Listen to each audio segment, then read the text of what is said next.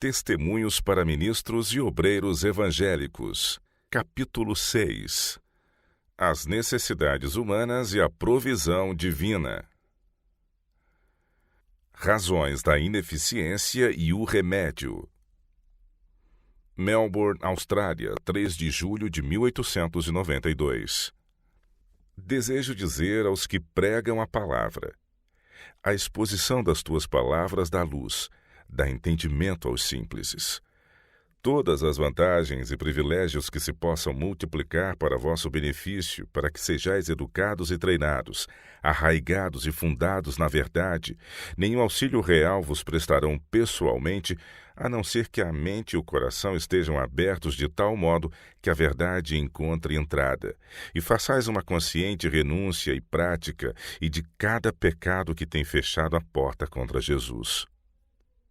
Esquadrinhe à luz de Cristo cada canto escuro da alma. Com sincera determinação, adotai um correto procedimento. Se vos apegardes a um rumo errado, como muitos de vós estáis agora fazendo, e se a verdade não opera em vós com transformador poder, de tal modo que lhe obedeçais de coração, porque amais aos seus próprios princípios, tende a certeza de que a verdade para vós perderá o seu poder vitalizador, e o pecado se fortalecerá. Por esse motivo é que muitos não são agentes eficientes do Mestre. Estão constantemente tomando providências para agradarem e glorificarem a si mesmos, ou acariciam a concupiscência em seu coração. Certamente consentem com a lei dos 10 mandamentos, e muitos ensinam teoricamente a lei, mas não acariciam os seus princípios. Não obedecem ao mandamento de Deus de ser puros, de amar a Deus sobre todas as coisas e ao próximo como a si mesmos. Enquanto vivem constantemente na mentira, poderão tais pessoas ter força, poderão ter confiança, tornar-se-ão tais pessoas obreiros eficientes de Deus? O Salvador orou pelos seus discípulos: santifica-os na verdade, a tua palavra é a verdade. Mas se quem recebe o conhecimento da Bíblia não fizer mudança em seus hábitos ou práticas para corresponder à luz da verdade, que será então? O Espírito peleja contra a carne, e a carne contra o Espírito, e um deles deve vencer. Se a verdade santifica a alma, o pecado é odiado e evitado, porque Cristo é aceito como hóspede honrado. Mas Cristo não pode partilhar de um coração dividido. O pecado e Jesus nunca estarão em parceria. O que aceita a verdade em sinceridade, que come a carne e bebe o sangue do Filho de Deus, tem a vida eterna. As palavras que eu vos disse, disse Jesus, são espírito e vida. Quando quem recebe a verdade cooperar com o Espírito Santo, irá sobrecarregado com o peso da mensagem para as almas, nunca será apenas um sermoneador. Lançar-se-á de corpo e alma à grande obra de buscar e salvar o que está perdido. Praticando a religião de Cristo, realizará uma boa obra ganhando almas. Sob a obrigação moral para com Deus. Todo crente está sob a obrigação para com Deus de ter mente espiritual, conservando-se no conduto de luz para poder deixar sua luz brilhar para o mundo. Quando todos os que se empenham na sagrada obra do ministério crescerem na graça e no conhecimento de nosso Senhor e Salvador, odiarão o pecado e todo o egoísmo. Constantemente se processa uma renovação moral ao continuarem a contemplar a Jesus. Conformam-se eles com sua imagem, e nele são achados completos, não tendo a sua própria justiça, mas a que há em Cristo Jesus nosso Senhor. A grande vantagem dos institutos ministeriais nem metade é apreciada. São ricos de oportunidades, mas não realizam nem metade do que deviam, porque os que os frequentam não praticam a verdade que lhes é apresentada em linhas claras. Muitos dos que estão explicando as Escrituras a outros não renderam conscienciosa inteiramente a mente, o coração e a vida ao domínio do Espírito Santo. Amam o pecado e a ele se apegam. Tem-me sido mostrado que as práticas impuras, o orgulho, o egoísmo, a glorificação própria têm fechado a porta do coração, até mesmo dos que ensinam a verdade a outros, de modo que o desagrado de Deus sobre eles recai. Não se pode algum poder renovador apossar deles? Têm eles caído como presas de uma doença moral que é incurável, porque eles mesmos recusam ser curados? Oh, se todos os que trabalham em palavra e na doutrina atendessem às palavras de Paulo! Rogo-vos, pois, irmãos, pela compaixão de Deus, que apresenteis os vossos corpos em sacrifício vivo, santo e agradável a Deus, que é o vosso culto racional. Como meu coração se regozija pelos que andam em humildade de espírito, que amam e temem a Deus. Estes possuem um poder muito mais valioso do que o saber ou a eloquência. O temor do Senhor é o princípio da sabedoria, e seu amor e temor são como um fio de ouro que une o agente humano ao divino. Assim são simplificados todos os movimentos da vida. Quando os filhos de Deus estão lutando com a tentação, batalhando contra as paixões do coração natural, a fé liga a alma com um único que lhe pode dar auxílio, e eles saem vencedores. Oxalá trabalhe o Senhor no coração dos que têm recebido grande luz para que se apartem de toda a iniquidade. Contemplai a cruz do Calvário. Ali está Jesus que deu a vida, não para que os homens continuassem no pecado, não para que tivessem licença para quebrar a lei de Deus, mas a fim de que pelo seu infinito sacrifício possam ser salvos de todo o pecado. Disse Cristo: santifico a mim mesmo para que eles também sejam santificados pela perfeição de seu exemplo. Serão aqueles que pregam a verdade a outros, santificados eles mesmos pela verdade. Amarão ao Senhor de coração, espírito e alma, e ao seu próximo como a si mesmos. Atingirão norma mais elevada do caráter cristão. São seus gostos elevados, controlados os seus apetites.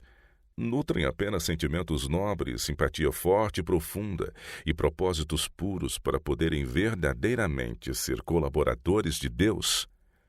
Devemos ter o Espírito Santo a nos suster no conflito, pois não temos que lutar contra a carne e o sangue, mas sim contra os principados, contra as potestades, contra os príncipes das trevas deste século, contra as hostes espirituais da maldade nos lugares celestiais. A necessidade de poder e sabedoria divinos. Melbourne, Austrália, 3 de julho de 1892. Tem-me sido perguntado por que é que há tão pouco poder nas igrejas, por que é que há tão pouca eficiência entre nossos professores. A resposta é que é devido a ser o pecado conhecido, acariciado de várias maneiras entre os professos seguidores de Cristo e a se tornar a consciência endurecida por longa violação. A resposta é que os homens não andam com Deus, mas interrompem a companhia de Jesus e, como resultado, vemos manifestos na igreja o egoísmo, a cobiça, o orgulho, a luta, a contenda, a dureza de coração, a licenciosidade e práticas más. Mesmo entre os que pregam a sagrada palavra de Deus, encontra-se este mau estado de coisas, e a menos que haja completa reforma entre os irreligiosos e não santificados, melhor será que tais homens deixem o ministério e escolham alguma outra ocupação onde seus pensamentos não regenerados não tragam desastre sobre o povo de Deus. Esperando e vigiando. O apóstolo exorta os irmãos dizendo: no demais, irmãos meus, fortalecei-vos no Senhor e na força do seu poder. Revesti-vos de toda a armadura de Deus para que possais estar firmes no dia mau e, havendo feito tudo, ficar firmes. Oh, que dia está diante de nós! Que joeiramento haverá entre os que se dizem filhos de Deus! O injusto encontrar-se-á entre o justo. Os que têm grande luz e nela não têm andado, terão trevas correspondentes à luz que desprezaram. Necessitamos atender à lição contida nas palavras de Paulo: antes subjugo o meu corpo e o reduzo à servidão, para que, pregando aos outros, eu mesmo não venha de alguma maneira a ficar reprovado. O inimigo está trabalhando diligentemente para ver quem poderá acrescentar às fileiras da apostasia. Mas o Senhor logo virá, e muito breve cada caso será decidido para a eternidade. Aqueles cujas obras correspondem à luz que graciosamente lhes foi dada serão contados do lado do Senhor. Estamos aguardando e vigiando a grande e terrível cena que encerrará a história da Terra. Mas não devemos simplesmente esperar. Devemos estar vigilantemente trabalhando com relação a este solene acontecimento. A Igreja viva de Deus estará aguardando, vigiando e trabalhando. Ninguém deve ficar numa posição neutra. Todos devem representar a Cristo num esforço ativo e sincero para salvar as almas que perecem. Cruzará a Igreja os braços agora? Dormiremos, como representa a parábola das virgens loucas?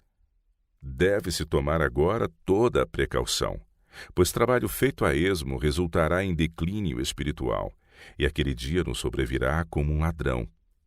A mente precisa ser fortalecida, olhar fundo e discernir as razões de nossa fé. O templo da alma deve ser purificado pela verdade, pois somente o puro de coração será capaz de enfrentar os ardis de Satanás. Nossa relação para com o mundo. Não devemos imitar as práticas do mundo e, no entanto, não nos devemos manter afastados do mundo, pois nossa luz deve brilhar em meio às trevas morais que cobrem a terra. Há triste falta na Igreja do amor cristão de uns para com os outros. Este amor é facilmente extinguido e, no entanto, sem ele não podemos ter a comunhão cristã, nem amor para com aqueles por quem Cristo morreu. Nossos irmãos devem atender à injunção e rejeita as questões loucas e sem instrução, sabendo que produzem contendas. E ao servo do Senhor não convém contender, mas sim ser manso para com todos, apto para ensinar, sofredor, instruindo com mansidão os que resistem, a ver se porventura Deus lhes dará arrependimento para conhecerem a verdade e tornarem a despertar, desprendendo-se dos laços do diabo em que a vontade dele estão presos. Teremos de encontrar elementos tortos no mundo e na Igreja. Virão homens pretendendo ter grande luz, mas os que têm experiência da causa de Deus verão que o que eles apresentam como luz são grandes trevas. Homens desta classe terão de ser tratados de acordo com as especificações da palavra de Deus. Os que estão em erro podem ficar excitados ao advogar seus pontos de vista, mas os que andam na palavra podem permitir-se ser calmos, gentis para com os que erram, aptos para ensinar, tornando manifesto o fato de que pediram e receberam sabedoria de Deus. Não terão ocasião para se mover agitadamente, mas ocasião para se mover com sabedoria e paciência, instruindo com mansidão os que resistem.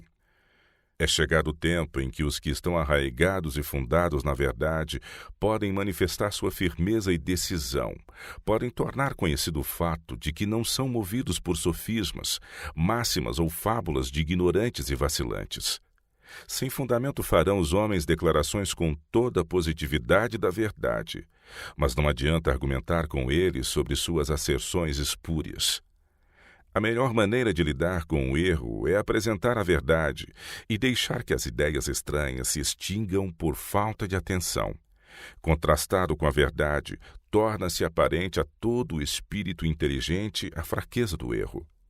Quanto mais forem repetidas as asserções errôneas dos opositores e dos que se levantam entre nós para enganar as almas, melhor será servida a causa do erro.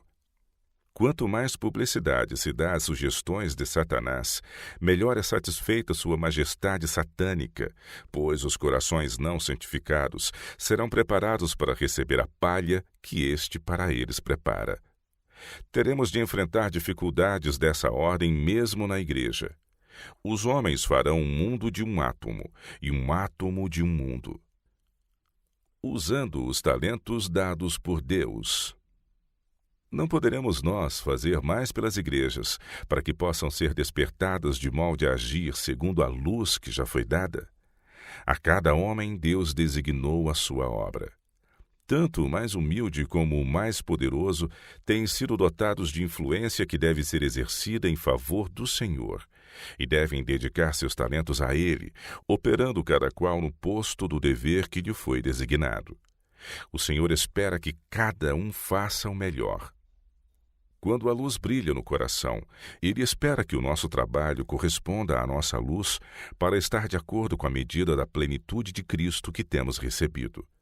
Quanto mais usarmos nosso conhecimento e exercitarmos nossas faculdades, tanto mais conhecimento teremos, tanto mais forças adquiriremos para fazer mais e melhor trabalho. Nossos talentos não nos pertencem. São a propriedade do Senhor com a qual temos de negociar.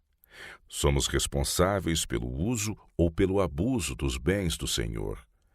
Deus espera que os homens invistam os talentos que lhes foram confiados, para que, quando o Mestre vier, possa receber o seu com juros.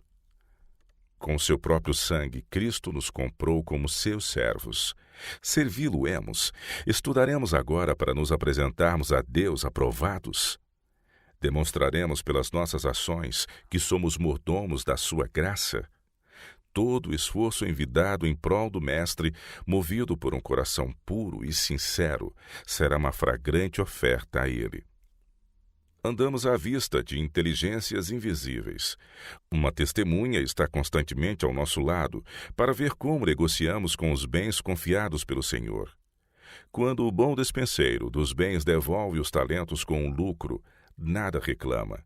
Reconhecerá que são os talentos que Deus lhe entregou e dará glória ao Senhor. Sabe que não haveria ganho sem o depósito, nem um juro sem o capital.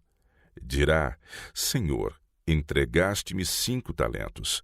Eis aqui outros 5 talentos que granjeei com eles. Considere agora, igreja, se está fazendo render juros o capital que o Senhor deu. Sem a graça de Cristo, toda a alma estaria em bancarrota por toda a eternidade. Portanto, não podemos com razão exigir nada. Mas ao mesmo tempo que nada podemos reclamar, assim mesmo, quando somos mordomos fiéis, o Senhor nos recompensa como se o mérito fosse todo nosso. Ele diz: Bem está, servo bom e fiel. Sobre o pouco foste fiel, sobre o muito te colocarei. Entra no gozo do teu Senhor. Quantos prantearão as oportunidades perdidas quando já for eternamente tarde demais? Hoje temos talento e oportunidade, mas não sabemos por quanto tempo serão nossos. Trabalhemos então enquanto é dia, pois a noite vem em que ninguém pode trabalhar. Bem-aventurado aquele servo a quem o Senhor, quando vier, achar fazendo assim. Volta ao primeiro amor. Melbourne, Austrália, 15 de julho de 1892. A razão de tantos não alcançarem êxito é confiarem demais em si mesmos e não sentirem a positiva necessidade de estar em Cristo ao saírem para buscar e salvar o perdido. Enquanto não tiverem o Espírito de Cristo e ensinarem a verdade como esta é em Jesus, não realizarão muito. Ando com tremor diante de Deus. Não sei como falar ou traçar com a pena o grande assunto do sacrifício expiatório. Não sei como apresentar os assuntos na força viva em que estão diante de mim. Tremo de medo de que venha a mesquinhar o grande plano da salvação por palavras vulgares. Inclino minha alma em respeito, temor e reverência diante de Deus e digo: quem é suficiente para estas coisas? Como posso falar, como posso escrever aos meus irmãos, de modo que possam apanhar os raios de luz que irradiam do céu? Que direi? Arrepende-te e pratica as primeiras obras. Tão frígida é a atmosfera da igreja, de tal espécie é seu espírito, que homens e mulheres não podem manter ou suportar o exemplo de piedade primitiva e oriunda do céu. O calor de seu primeiro amor está gelado, e a menos que sejam regados pelo batismo do Espírito Santo, seu castiçal será removido de seu lugar, a não ser que se arrependam e pratiquem as primeiras obras. As primeiras obras da igreja foram vistas quando os crentes procuraram os amigos, parentes e conhecidos e, com oração transbordando de amor, contaram a história do que Jesus era para eles e do que eles eram para Jesus. Oh, se o Senhor despertasse os que estão em posições de responsabilidade, para que não empreendessem o trabalho confiado em sua própria capacidade. A obra que sai de suas mãos não terá o molde e a inserção de Cristo. O poder pervertedor do egoísmo. O egoísmo mancha tudo que os obreiros não consagrados fazem. Têm eles necessidade de orar sempre, mas não fazem. Precisam vigiar em oração. Têm necessidade de sentir a santidade da obra, mas não sentem. Lidam com as coisas sagradas como com as coisas comuns. As coisas espirituais se discernem espiritualmente, e enquanto não beberem da água da vida, e Cristo não for neles como que uma fonte de água saltando para a vida eterna, a ninguém refrigerarão, a ninguém abençoarão, e a não ser que se arrependam, seu castiçal será removido de seu lugar. Há necessidade de constante paciência, de invencível caridade, de fé onipotente na obra de salvar almas. O eu não deve ter a preeminência. Deve-se exercer a sabedoria de Cristo ao lidar com mentes humanas. Todo o obreiro que lida com almas e tem êxito deve entrar no trabalho despojado do eu. Não deve haver repreensões ou zanga, nenhuma autoridade arbitrária deve ser exercida. Não deve haver o apontar do dedo e o falar vaidade, mas ir para o trabalho com o coração aquecido com o amor a Jesus e às preciosas almas por quem ele morreu. Os que são demasiadamente confiantes em si mesmos não podem ocultar a sua fraqueza.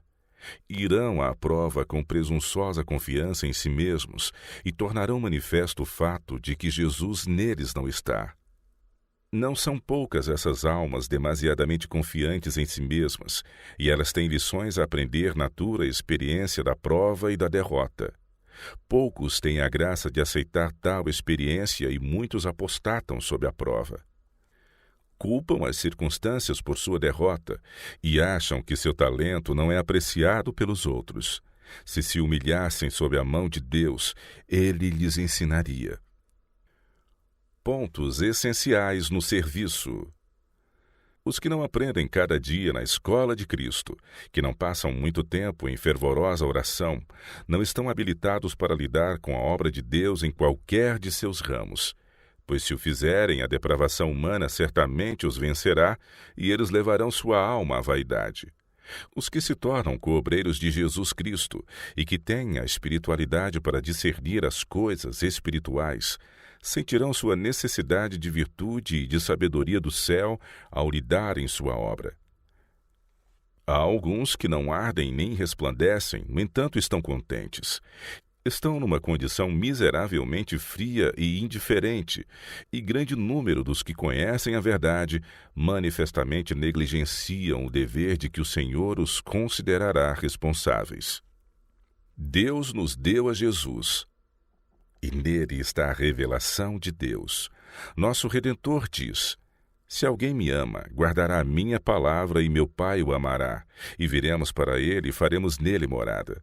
Portanto, o que desde o princípio ouvistes permaneça em vós. Se em vós permanecer o que desde o princípio ouvistes, também permanecereis no Filho e no Pai. Se conhecemos a Deus e a Jesus Cristo, a quem ele enviou, indescritível alegria nos virá à alma. Oh, como necessitamos da presença divina! Para o batismo do Espírito Santo, cada obreiro deve estar murmurando sua oração a Deus. Grupos devem reunir-se para pedir a Deus auxílio especial, sabedoria celestial, para que o povo de Deus saiba como planejar, orientar e executar a obra. Especialmente devem os homens orar para que o Senhor escolha seus instrumentos e batize seus missionários com o Espírito Santo. Durante 10 dias oraram os discípulos antes de vir a bênção pentecostal. Foi necessário todo este tempo para levá-los à compreensão do que significava oferecer oração eficaz, aproximando-se cada vez mais de Deus, confessando os pecados, humilhando o coração diante de Deus e, pela fé, contemplando a Jesus e se transformando à sua imagem. Ao vir a bênção, encheu todo o lugar onde estavam reunidos e, dotados de poder, saíram para fazer trabalho eficiente pelo Mestre. Escolhendo homens para o ministério. Verdadeiramente se considera a questão muito leviana a escolha de homens que devam fazer a obra sagrada confiada às nossas mãos. Em consequência desta falta de cuidado, homens inconversos estão trabalhando em campos missionários, homens cheios de apaixonadas concupiscências, ingratos, não santificados. Embora alguns deles tenham sido frequentemente reprovados, não têm mudado sua atitude, e suas práticas concupiscentes trazem vitupério sobre a causa de Deus. Qual será o fruto de tal trabalho? Porque não se lembram todos os nossos obreiros de que cada palavra, seja boa ou má, será enfrentada novamente no juízo. Toda a inspiração do Espírito Santo que leva os homens à bondade e a Deus é registrada nos livros do céu, e o obreiro por meio do qual o Senhor trouxe luz será louvado no dia de Deus. Se os obreiros reconhecessem a responsabilidade eterna que sobre eles repousa, entrariam esses na obra sem um profundo senso de sua santidade? Não devemos nós esperar ver a profunda operação do Espírito Santo sobre os homens que se apresentam para entrar no ministério? O apóstolo diz: mas revesti-vos do Senhor Jesus Cristo, e não tenhais cuidado da carne em suas concupiscências. Atenda cada alma a essas palavras e saiba que o Senhor Jesus não aceitará compromisso. Ao aceitar e conservar obreiros que persistem em manter suas imperfeições de caráter e não dão prova cabal de seu ministério, tem sido a norma grandemente abaixada. Muitos há em posição de responsabilidade que não dão ouvidos à recomendação do apóstolo e cuidam de seguir a concupiscência da carne. A menos que o obreiro se revista do Senhor Jesus Cristo e nele encontre sabedoria, santificação e redenção, como poderá ele representar a religião de Jesus? Toda a sua eficiência, toda a sua recompensa encontra-se em Cristo. Deve haver evidência da parte dos que assumem a solene posição de pastores de que, sem reservas, se têm dedicado à obra. Devem tomar a Cristo como seu Salvador pessoal. Por que é que os que por tanto tempo têm estado empenhados no ministério não crescem na graça e no conhecimento do Senhor Jesus? Foi-me mostrado que eles satisfazem as suas inclinações egoístas e só fazem as coisas que estão de acordo com seus gostos e ideias. Cuidam da condescendência no orgulho e na sensualidade e executam suas ambições e planos egoístas. Estão cheios de amor próprio. Mas ainda que suas más inclinações lhes possam parecer tão preciosas como a mão direita ou o olho direito, devem elas ser separadas do obreiro, ou este não poderá ser aceito diante de Deus. Homens são ordenados para o ministério pela imposição das mãos antes de serem perfeitamente examinados quanto às suas qualificações para o trabalho sagrado. Mas quão melhor seria fazer trabalho completo antes de serem aceitos como ministros do que passar por esse rígido exame depois de estabelecidos em sua posição e terem dado o seu molde à obra.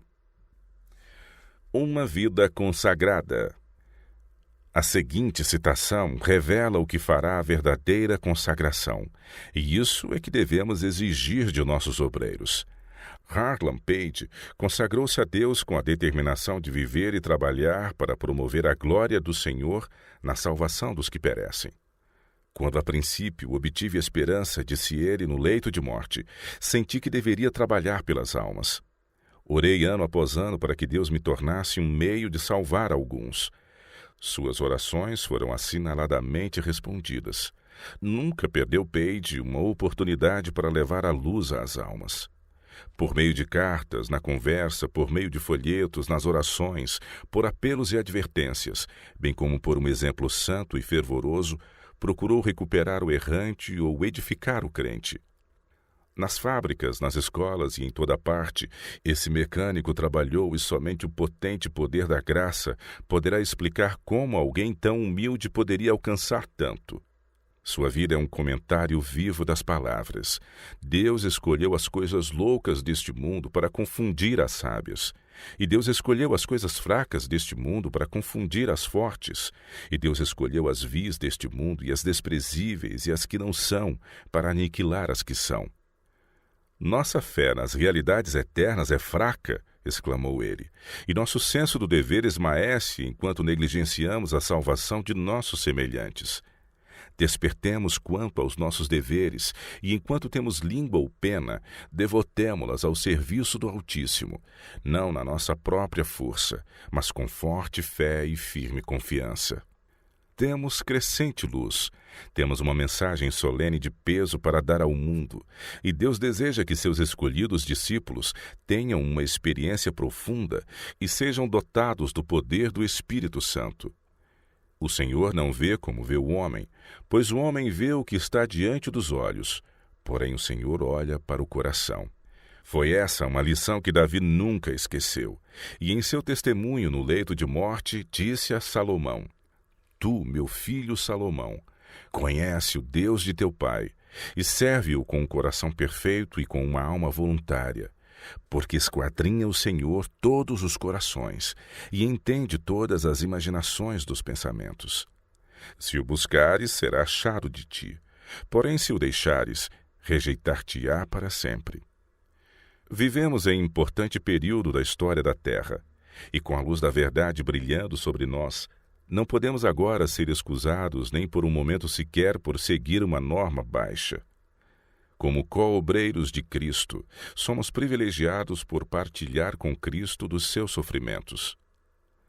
Devemos contemplar a sua vida, estudar-lhe o caráter e imitar o modelo.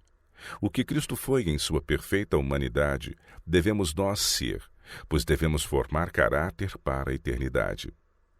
O poder do Espírito Santo espera nosso pedido e recepção.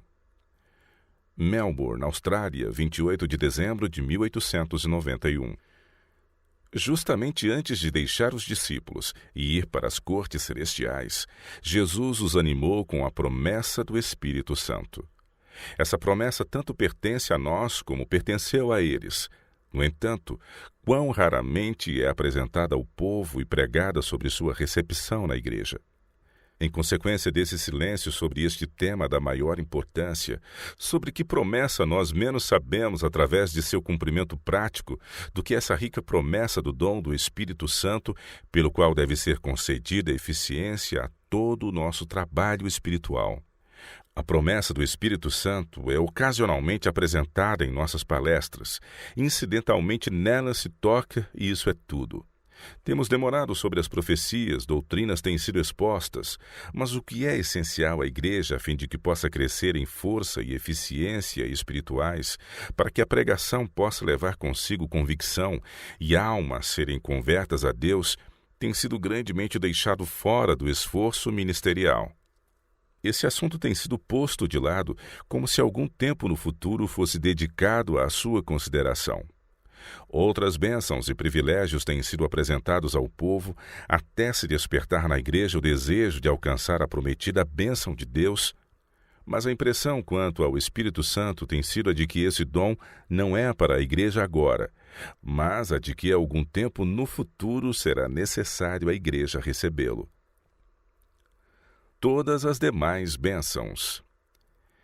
Essa bênção prometida, se reclamada pela fé, traria todas as outras bênçãos em sua esteira e deve ser dada liberalmente ao povo de Deus. Pelas astutas ciladas do inimigo, parece a mente do povo de Deus ser incapaz de compreender e apropriar-se das promessas de Deus. Parecem pensar que apenas escassos chuviscos da graça devem cair sobre a alma sedenta. Tem-se o povo de Deus acostumado a pensar que devem confiar em seus próprios esforços, que pouco auxílio deve ser recebido do céu. E o resultado é que pouca luz tem eles a comunicar a outras almas que estão perecendo no erro e nas trevas. A igreja, por muito tempo, tem se contentado com um pouco das bênçãos de Deus. Não tem sentido a necessidade de alcançar os exaltados privilégios para eles comprados a um custo infinito. Sua força espiritual tem sido fraca, sua experiência de caráter definhado e defeituoso, e estão desqualificados para a obra que o Senhor gostaria que fizessem. Não estão habilitados a apresentar as grandes e gloriosas verdades da santa palavra de Deus, que convenceriam e converteriam almas por intermédio do Espírito Santo. O poder de Deus espera seu pedido e recepção. Uma colheita de alegria será feita pelos que semeiam a santa semente da verdade. Aquele que leva a preciosa semente, andando e chorando, voltará sem dúvida com alegria, trazendo consigo seus molhos. Pela atitude da igreja, tem o mundo recebido a ideia de que o povo de Deus é realmente um povo sem alegria, de que o serviço de Cristo não é atrativo e de que a bênção de Deus é concebida aos que recebem a pesado custo. Demorando-se sobre as provas e ampliando as dificuldades, representamos mal a Deus e a Jesus Cristo, a quem Ele enviou, pois o caminho do céu é tornado sem atrativos pela escuridão que se acumula ao redor da alma dos crentes, e muitos se afastam desapontados do serviço de Cristo. Mas serão crentes os que assim apresentam a Cristo? Não, pois os crentes confiam na promessa divina, e o Espírito Santo tanto é confortador como reprovador. O cristão deve edificar todo o fundamento se quiser construir um caráter forte e simétrico, se quiser ser bem equilibrado em sua experiência religiosa. É dessa maneira que o homem será preparado para atender aos reclamos da verdade e da justiça, como são apresentados na Bíblia, pois ele será sustentado e fortalecido pelo Espírito Santo de Deus. Aquele que é cristão verdadeiro combina grande ternura de sentimentos com grande firmeza de propósito, com inamovível fidelidade a Deus. Em caso algum se tornará traidor de sagrados depósitos. Quem é dotado do Espírito Santo tem grande capacidade do coração e do intelecto, tendo uma força de vontade e propósito invencíveis.